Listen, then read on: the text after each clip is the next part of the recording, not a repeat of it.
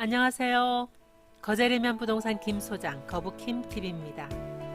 어느새 9월도 중순이 지나고 추석도 일주일 남았네요. 왠지 마음이 바빠지는 시기입니다. 레이 카운티도 사전 점검 준비하느라 바쁩니다. 새벽부터 트럭에 짐을 실어 나르고 밤에도 불이 켜져 있는 곳이 많습니다. 레이 카운티 소유주들은 이제 팔 것인지 입주할 것인지 임대할 것인지가 거의 결정된 듯해요. 매물은 매우 귀합니다. 양도세 66%를 내고 팔지는 않겠다. 2년은 버티자 하고 입주를 하거나 전세, 월세를 내놓고 계십니다.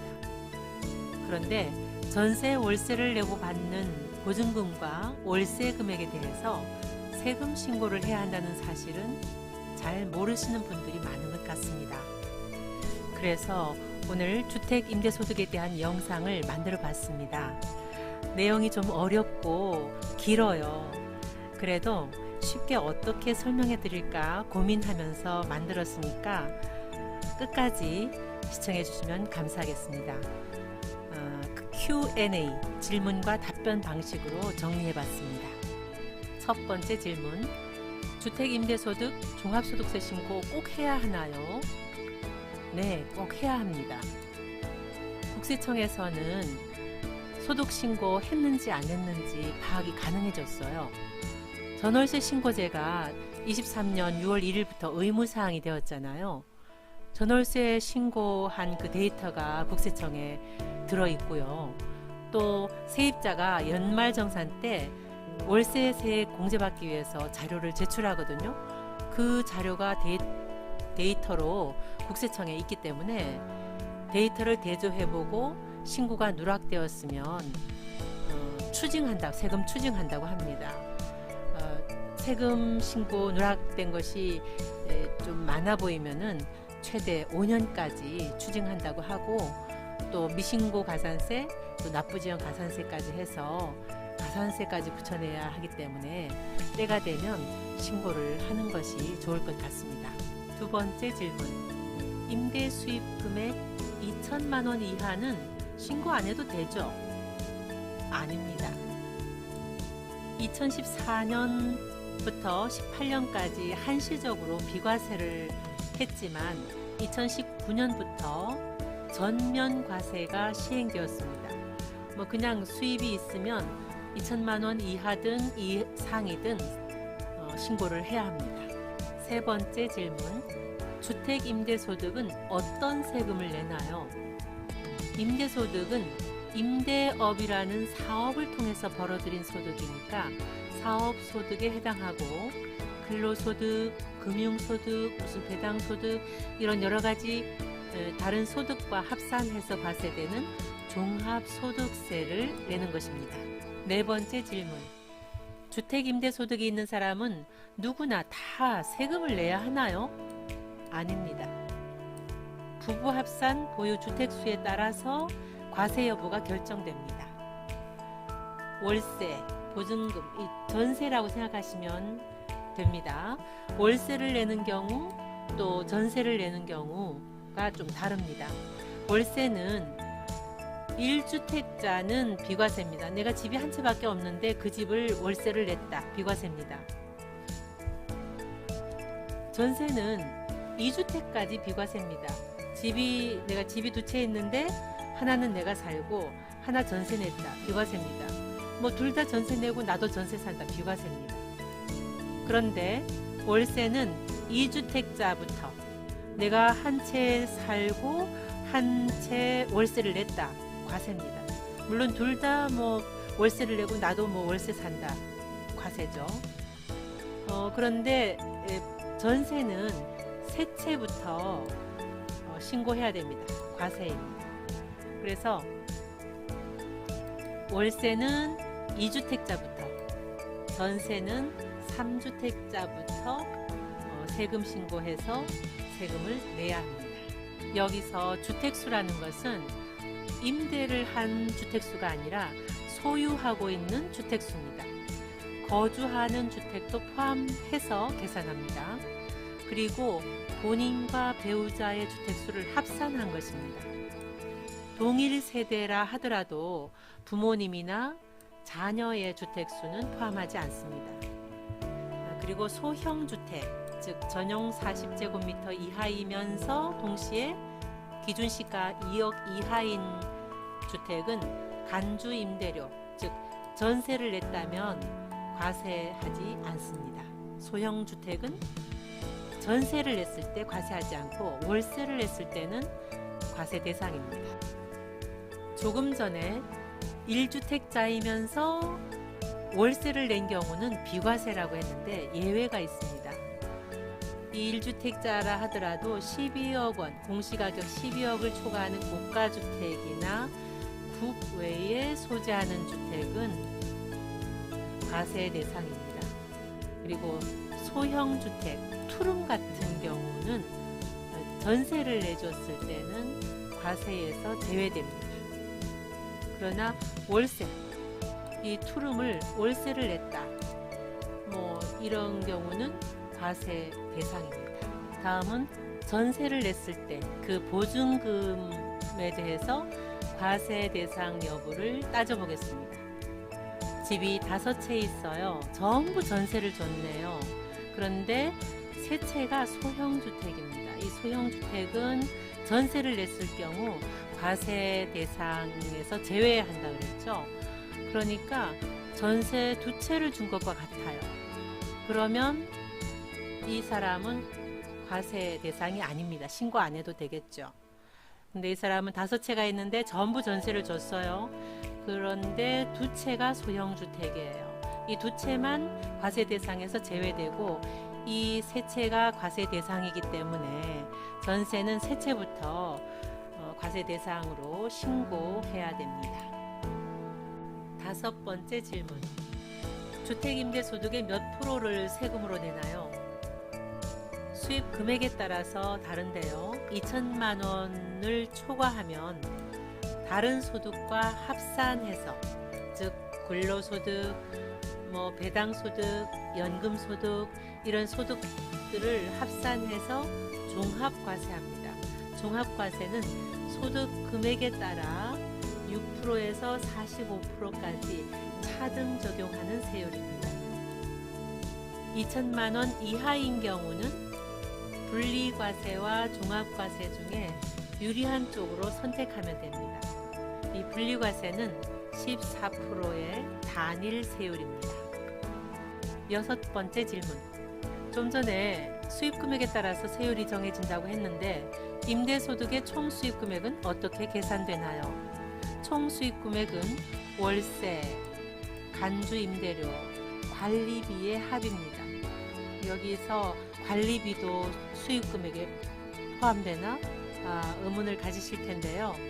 이 관리비는 전기요금이나 수도요금 같은 공공요금의 납부액을 초과하는 금액, 즉 청소비 같은 거, 이런 것도 수입금액으로 잡아야 하는데 대체로 이 관리비는 생각하지 않는 편이죠. 그러면 간주임대료는 어떻게 계산할까요? 이 간주임대료라는 것은 보증금을 은행에 예치했을 때 얻을 수 있는 이익을 임대료로 간주해서 환산한 것입니다.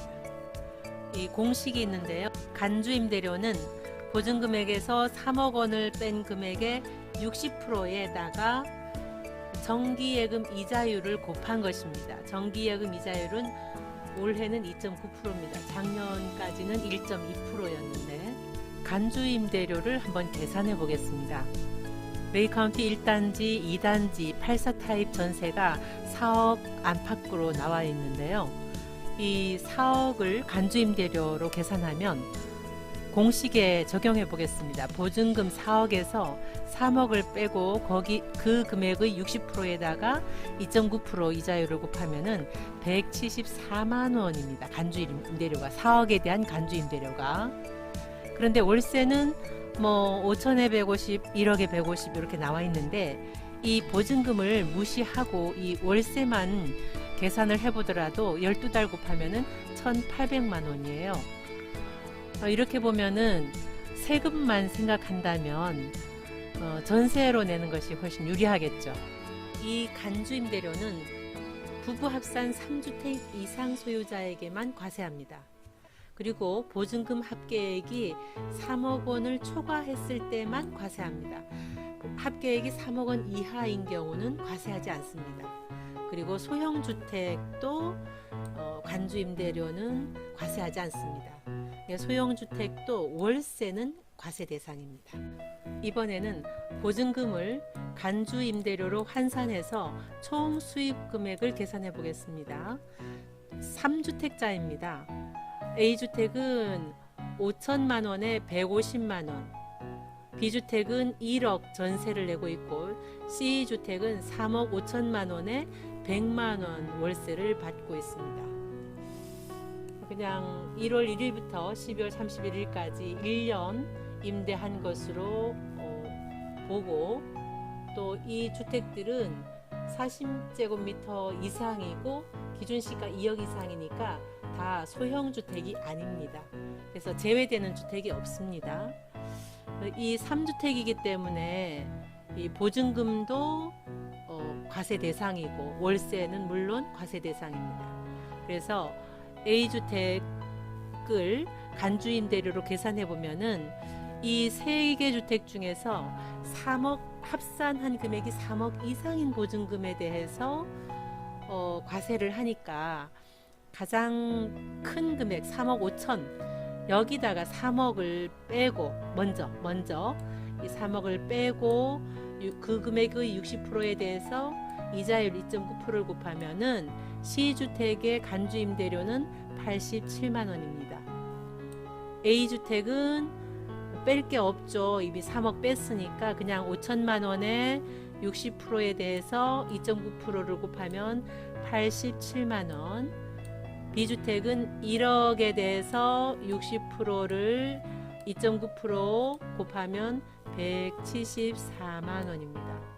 그래서 월세는 150만 원씩 12개월이니까 1,800만 원, 100만 원씩 12개월이니까 1,200만 원 해서 합산하면은 3,348만 원의 수입 금액이 있는 사람이라서 이분은 종합과세로 신고해야 되겠습니다.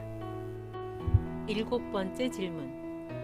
수입 금액이 2천만 원 이상이면 종합과세로 신고하고 2천만 원 이하인 경우는 분리과세와 종합과세 중에 유리한 쪽을 선택해서 신고하면 된다고 했는데, 어느 방법으로 신고하는 게 좋을까요? 이제 오직 이 임대소득만 있고 타소득은 없는 것으로 가정할 때 분리과세로 계산을 해보면, 분리과세는 수입 금액의 50%를 필요 경비로 잡아줍니다. 그리고 공제 금액 200만 원을 공제해줘요. 그러면 소득 금액은 800만 원이 돼서 800만 원에 대해서 분리과세 단일 세율 14%를 적용하면은 112만 원의 세금이 나옵니다. 그러나 종합과세로 신고하면 필요 경비를 실제 들어간 경비를 영수증이나 이체 내역 가지고 떨 수도 있고, 또 추계 경비율이라고 해가지고 일정한 비율로 이제 경비를 잡아주는 게 있어요. 그러면 이 경우는 이제 852만 원을 필요 경비로 잡아주면 소득 금액이 1,148만 원이 되고, 소득 공제 150만 원을 해줘서 998만 원이 소득 금액이 됩니다. 과세 표준이 되죠. 그러면은 1,400만 원까지가 6% 세율이니까 세금은 59만 8,800만 원이 돼서 종합과세로 신고하는 것이 더 세금을 적게 내는 셈이죠. 그런데 또 이렇게 종합과세를 하면 소득 금액이 높아져서 보험료가 올라간다든가 하는 또 문제가 있을 수가 있겠습니다. 그래서 이것은 굉장히 좀 어렵기 때문에 세무사의 도움을 받아서 신고하는 것이 좋을 것 같습니다. 8번째 질문. 임대주택 등록해야 할까요? 등록했을 경우, 하지 않았을 경우를 한번 비교해 보겠습니다. 임대주택 등록한다는 것은 지자체 및 세무서, 그러니까 구청과 세무서 양쪽 다 등록한 경우를 말합니다. 그냥 뭐 세무서에 가서 사업자 등록했다고 해서 임대주택 등록한 것이 아닙니다. 구청과 세무서 양쪽 다 등록해야 임대주택 등록으로 인정을 해줍니다. 둘 다 2천만 원의 수입 금액이 있다고, 소득 금액이 있다고 볼 때 등록을 하면 필요 경비로 수입 금액의 60%를 잡아줍니다. 등록하지 않으면 50%를 잡아줍니다. 그리고 공제 금액도 등록하면 400만 원, 등록 안 하면 200만 원. 그래서 수입 금액에서 1,600만 원을 빼면 소득 금액은 400만 원이 되고 1,200만 원을 빼면 소득 금액은 800만 원이 됩니다. 그래서 2천만 원 이하 분리과세로 14%를 적용하면은 세금이 56만 원, 112만 원. 당연히 임대주택 등록하면 세금이 적죠. 그러나 10년 동안 팔 수도 없고 임대료 인상도 5%를 초과할 수 없다는 단점이 있기 때문에 대체로 등록하지 않는 편이죠. 9번째 질문. 임대소득이 있으면 건강보험료에 영향이 있나요? 네, 영향이 있습니다. 건강보험료는 소득과 재산 또 자동차를 보고 산정하기 때문에 임대소득이 있으면 소득이 늘어나서 건강보험료가 인상될 수 있습니다. 그리고 나이가 들어서 자식 밑에 피부양자로 들어가 있는 경우 피부양자 자격이 박탈돼서 따로 건강보험료를 내야 하는 수가 있습니다. 그럼 피부양자 자격을 유지하려면 어떻게 해야 할까요? 첫째로 국세청에 사업자 등록을 하면 안 됩니다. 사업자 등록을 하면 일단 사업소득이 있는 것으로 보거든요. 그리고 소득이 없어야 합니다. 소득이 10원이라도 잡히면 피부양자 자격이 박탈되고 지역가입자로 전환돼서 따로 건강보험료를 내야 합니다. 그렇다면은 피부양자로 있는 사람은 월세를 한 푼도 받으면 안 될까요? 그건 아닙니다. 분리과세로 신고할 때에 임대소득은 그 필요경비를 뺀 것이기 때문에 과정을 다 생략하고 결론만 말씀드리면 임대사업 등록한 사람은 월세 83만 원까지 또 미등록한 사람은 월세 33만 원까지는 받아도 피부양자 자격을 유지할 수 있습니다. 마지막 10번째, 임대소득에 대한 종합소득세 신고는 어떻게 하나요? 직전 연도 임대소득에 대해서 그 다음 해 5월 달에 세무서에 가서 신고하고 납부하면 되는데요. 이게 참 복잡해요. 도대체 분리과세로 신고하는 게 좋을지 종합과세로 신고하는 게 좋을지 필요경비는 어떻게 떨지 또 내 이 임대소득 때문에 건강보험료 억수로 올라가는 거 아닌지 너무 어렵기 때문에 세무대리인을 통해서 신고하면 절세 방법도 찾아주고 좀 수월할 것 같습니다. 마무리로 보너스 질문입니다. 세금을 덜 내려면 어떻게 하면 좋을까요? 총 수입 금액에서 필요 경비를 뺀 것이 임대 소득 금액입니다.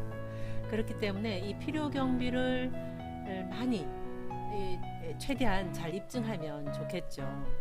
실제로 들어간 그 임대주택에 대한 재산세, 종부세, 집 수리비, 중개수수료, 이자 비용 등의 영수증이나 이체 내역을 잘 준비해야 되겠습니다.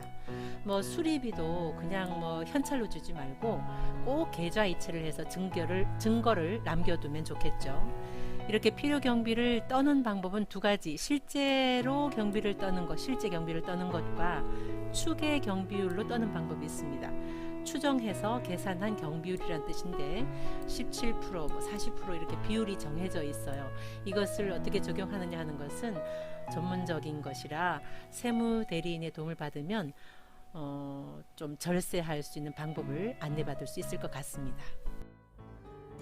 지금까지 월세나 전세를 내서 얻어지는 주택 임대소득은 과세 대상으로서 종합소득세를 신고하고 세금 내야 한다는 것과 이 임대소득이 건강보험료에도 영향을 미친다는 것 등을 알아봤습니다. 집을 전세로 낼지 월세로 낼지 월세금을 얼마로 할지를 생각할 때 참고가 되시면 좋겠습니다. 거제레면 부동산 김소장 거북힘TV였습니다. 좋아요와 구독 부탁드립니다. 저에게 큰 힘이 됩니다. 시청해 주셔서 감사합니다.